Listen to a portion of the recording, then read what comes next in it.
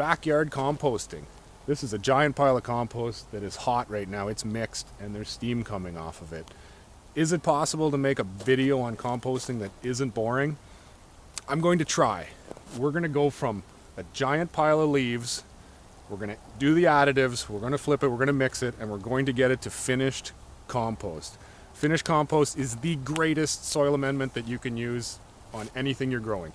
Gardens, vegetables, flowers, whatever kind of plant you're growing, lawns. It is the best. There's nothing better that you can buy. It is loaded with nutrients, it's natural, it's real, and you can make a lot of it in your backyard for really no charge.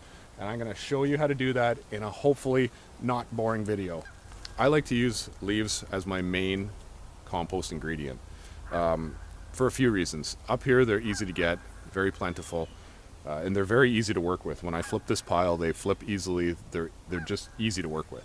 But the biggest reason is they make fantastic compost. The way it works with trees, the deciduous hardwood trees, is they're deep-rooted trees that pick up a lot of nutrients, micronutrients, macronutrients, everything in the soil that they can get, and they store a lot of their food, their energy in these leaves. In the autumn, when the leaves drop to the ground, that's how the tree feeds itself for the following years. The leaf breaks down, goes into the soil, and the roots uptake those nutrients from previous year's leaves. So in this video, I'm going to show you how to get to that process where you have a ton of raw leaves, and we're going to get it to a lot of finished compost that can be used anywhere, anytime. With this 3-year-old compost pile, I'm going to do a bit of a test. This is a leftover castor bean plant. I'm going to plant it in this compost. This is nothing but compost. I'm going to put this plant in here for the summer. I'm not going to do anything to it. I'm not even going to water it. I'm going to water it now so that it survives the transplanting, but after that, no attention, no water, no feeding, and we'll see how it does. This is just pure 3-year-old leaf compost. And I forgot a shovel, so I'm going to have to plant it like a caveman with my bare hands. It's been a very dry month, and it's surprising how much moisture that compost holds. It's just really nicely broken down. Perfect compost. So we'll see how this plant holds up. Well, the summer is come and gone, and we're into the late September now, and believe it or not, that is the compost pile that we planted the castor bean in. I also kind of made the mistake of throwing a couple of these kettle gourd seeds in. I think that's 3 plants, and it is completely, I don't know what it is, 30 feet across of vine everywhere. But what it kind of did is prove that this is straight up growable compost. You don't need any soil in it. It is just ready to go. Here's the castor bean here. That's the plant we started with. It just got into a heavy wind and kind of fell off the backside of this pile and just started to grow out of control. We'll take a quick little look into this 3-year-old compost, and there's some roots from the gourd. It's pretty much perfect. It's fully broken down. Really nice stuff. That is ready to be mixed into a garden or top dressed on a lawn or a flower bed, whatever you want to do with it. But that is 500 bags of leaves that have been broken down over 3 years, and that's really nice fluffy stuff. Holds a lot of moisture but doesn't stay soggy. It's the ultimate. That's at year 3. That's what we're looking at. So I've cleared an area here for this year's compost that'll probably come in a couple weeks. The leaves are starting to change, and they'll be dropping soon. Whoa. If you're trying to build your compost pile at home, don't get too caught up in the exact ratios. Nobody's weighing nitrogen, no one's weighing carbon. Just basically get as much nitrogen as you can, because in the fall it's hard to get that, and most piles will need more nitrogen than you can actually get.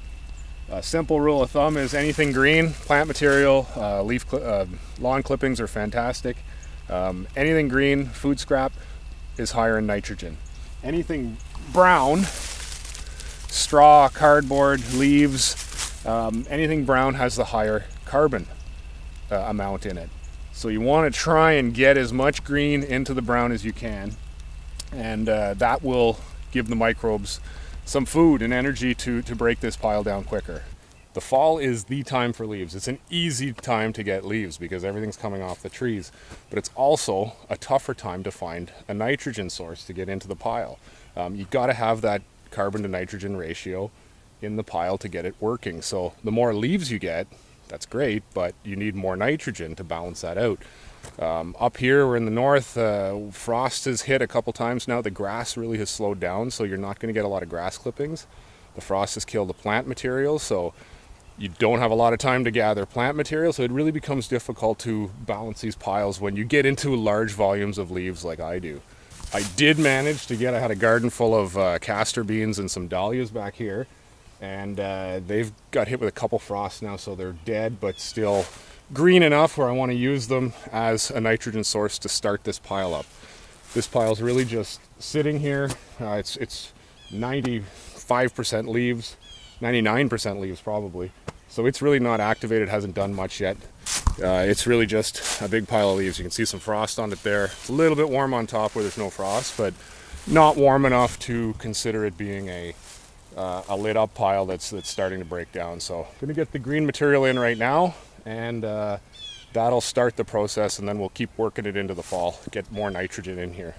So my issue with this many leaves is always low nitrogen. I can never get enough nitrogen to really fire up that pile. It's amazing what a hot pile of compost gives off for heat. I didn't believe it until I saw it.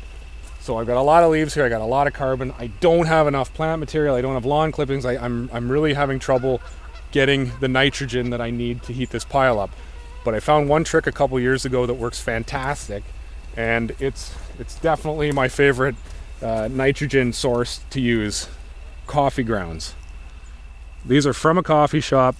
They just fill up my trailer, I leave it there, and they fill it up, and I usually get about 5 trailer loads a year from them. And these kind of go against the color rule in carbon to nitrogen.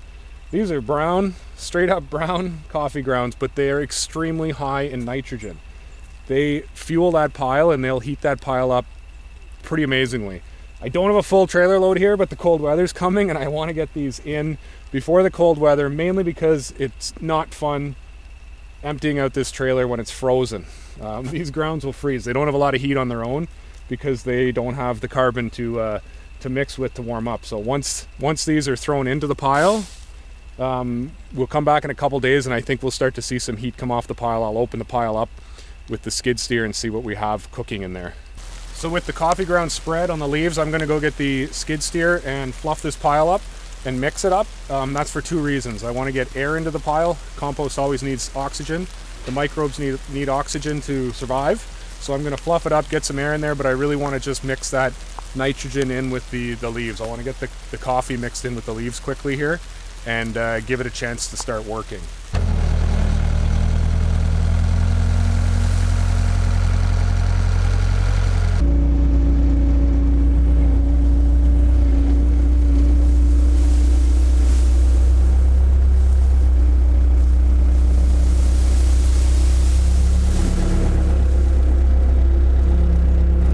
I was surprised to see that much heat come out of the pile. The center of the pile is definitely warm. That's the mixture that we had with the, some plant material. I think I ended up with a little bit of lawn clippings. We did get some nitrogen into the pile, and even without that, you're going to get some natural breakdown, some natural heat come off of a pile that's not perfectly mixed.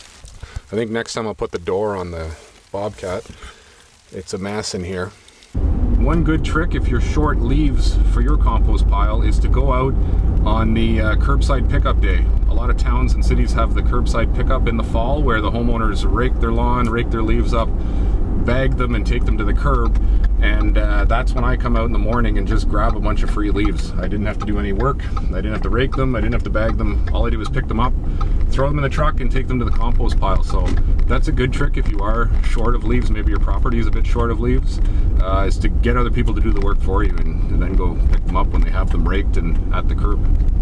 Up until now, these are the first leaves that I've picked up myself. Everything else has come in from other people. Once you do this for a few years, people hear about it, and you just tell them, hey, bring your leaves to me, I'll take them. And they're so happy to not have to take them somewhere else on designated days or times, so they can just come here anytime and drop off leaves. I have not lifted a finger and have a mountain of compost brewing here so far. Mostly maple on this trip, some green material. Don't see a lot of plant material usually, so that's nice. I'll take the nitrogen out of that. Some Halloween stuff, maple, soft maple, the cut leaf maple, which is fine. I'm fine with pretty much any leaf. Even oak leaves are a little bit waxy. They don't break down as quick, but they'll still break down. The one thing you want to do is try to avoid houses with pine trees. You don't really want the pine needles or the spruce needles, so I try to just target houses in the area that have nice hardwoods on the yard, because you know that they're going to be generally full of maple bags. So try to avoid the pines. They just don't work as well in a compost pile. There's a couple reasons why the lawnmower and the bagging system is, in my opinion, the best way to start a small-scale compost pile in your backyard. If you've got a tree or two, or your neighbor does, and you've got leaves all over your lawn, the mower and the bagger is the best. It gets the lawn clean, number one. It just looks good. But the most important reason is it pulls the nitrogen lawn clippings and mixes it with the carbon leaves. So I've got like perfectly mixed compost ready material here. This is just out of the lawnmower doing a small lawn. I got this much material just doing a small lawn. It doesn't take much. So this is ready to go. If we put this in a bag right now and left it for a couple days, it would get hot on its own. It's pretty good mixture. I don't know what the percentage is on the carbon to nitrogen ratio, but it's pretty good. It's better than I have right now. So that's why if you have the small lawn or you just want to start small scale composting, get an old mower and get a bagger and do your lawn, and you're going to get a really good mix of pre-mixed carbon nitrogen. We got the ratio here going. Put it in a pile and gather up as much as you can, and you'll be on your way to starting a good compost pile. You don't need a lot of equipment to start a backyard compost pile. This is the key. It is just an old lawnmower. I've had it for years. It's been abused, but it still sucks really well. It's almost like a vacuum. If you pick one of these up at a yard sale, if you pay $50, you've paid too much. They're not expensive. They're just simple lawnmowers, but that will pull up a perfect mixed bag of compost. The leaves are shredded. You're ready to go. Just keep piling it up, flip it once in a while, and you're going to have your own backyard compost pile. Another huge benefit to mulching and bagging with the lawnmower is the fact that you shred the leaves up.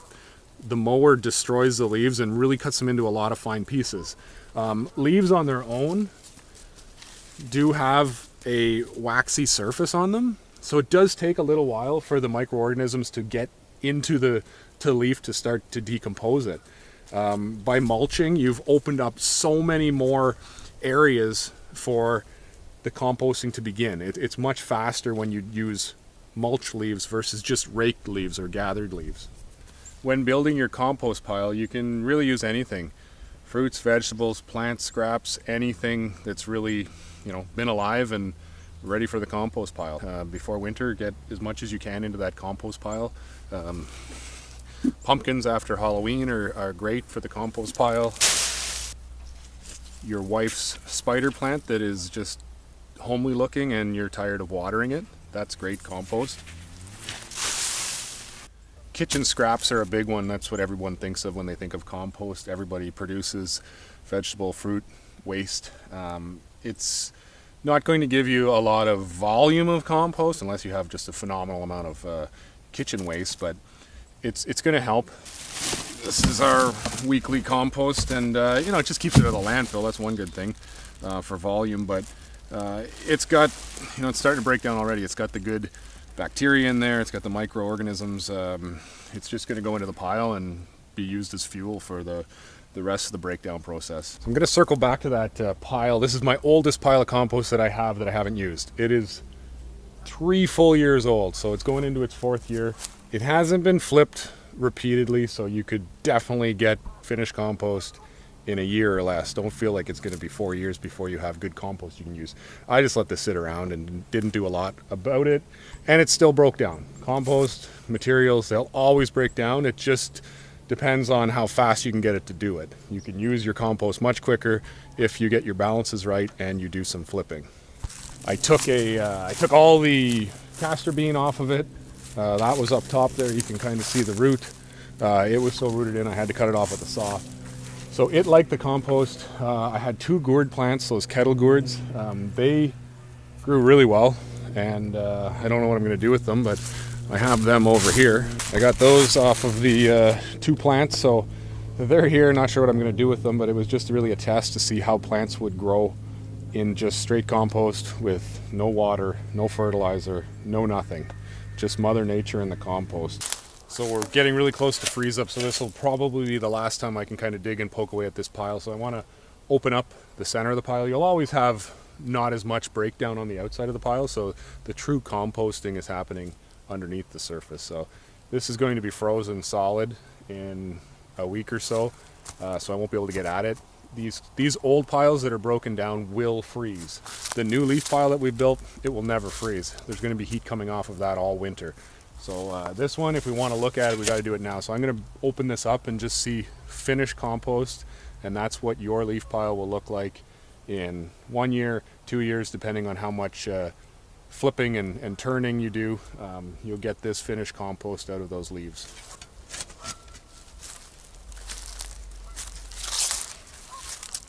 So that is perfectly finished compost. No smell. This stuff holds moisture really well, but it doesn't hold too much. It's amazing. I mean, there's a reason why compost is compost. It's just the top soil amendment you can use, and it's amazing. You can hose that down and it doesn't hold too much water, but it will stay damp and stay wet for a really long time underneath the surface. So it's great stuff. This is ready to go, ready to use wherever you want it. We've proven that it can be grown in straight 100% compost. Probably wouldn't do that. You're not going to get as much yield out of it. But mixed in at 10%, 20%, whatever you want, top dressed on top of existing plants, existing lawns, it's the way to go. It's really hard to beat. This is full of nutrients. So this was 500 bags of leaves 4 years ago, is now black gold is what they call it. So we're near the end of the season on leaf gathering. Not many people are dropping bags off or trailer loads off anymore, so this is probably about full size of the pile. Always hard to guess how many leaves are in here, but these yard waste bags, there's probably 400 maybe this year. Probably not my biggest year ever, but probably about 400. So it's been about a week since we spread the coffee grounds on top of the pile and kind of flipped it a little bit. We mixed it up somewhat to get the coffee inside. It's definitely boiling right now. I'm going to let it sit a little bit longer, and we're just going to clean up these scraggling leaves around here and try to get it into one big pile where it's just neat and tight and can really generate a lot of heat.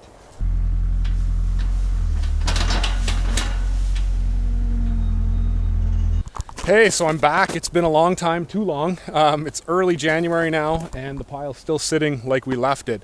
I wanted to get out and flip it. I haven't had a chance, but now we're here. It's a fairly warm day in January, and I want to flip this pile. What the weight has done is actually given me a chance to get more coffee grounds, which I have here. The only problem, they're frozen solid. This is an iceberg of coffee. There's probably 400 pounds of coffee in there, maybe more. And I'd love to get it in the pile, and I thought I was smart and could hang it from the Bobcat, but I'm out of reach. It's now tipping towards me, and I really don't want to break a windshield here. So I was hoping that iceberg would drop out of there because it's a little bit warmer than freezing right now. I might let it sit here for a little bit and see if it does fall out. So I do have a little bit of time. I think I'm going to wait this out and see if I can somehow get that iceberg to fall out of that trailer and then get the trailer back onto the ground without breaking anything.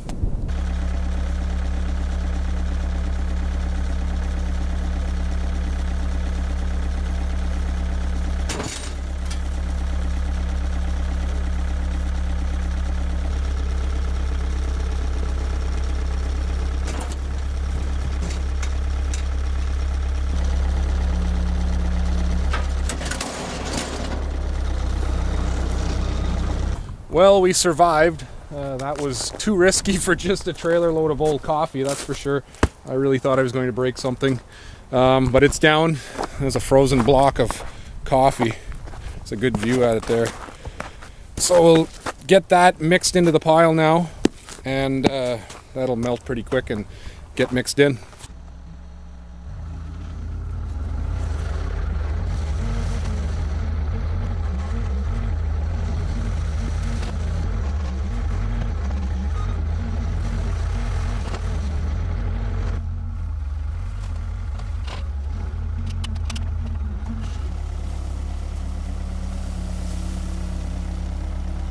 Just wanted to give one final quick update.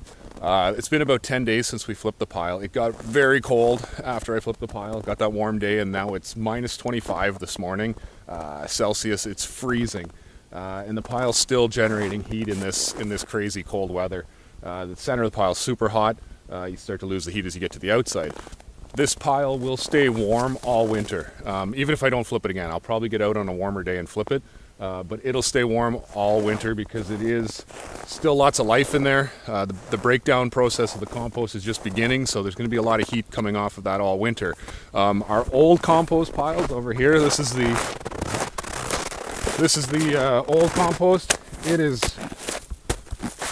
a frozen pile of compost. There's no heat coming off of that, and there won't be again. It's ready to use cold compost, but this pile here will be warm all winter. So you can't buy in the store. They don't produce the same amount of compost like this, same quality. So if you're gonna do it, I say just do it. Start small. You can't really screw it up. Get it into a pile, flip it when you can, and you will really love the finished black compost. It's like black gold. Hope you kind of learned something on this one. Hope it wasn't too boring. I'll probably do a follow-up video in the spring, summer on this pile of compost. But yeah, just get at it and try it, and you'll learn from your mistakes. That's what I did. And at the end, you just cannot beat that finished compost.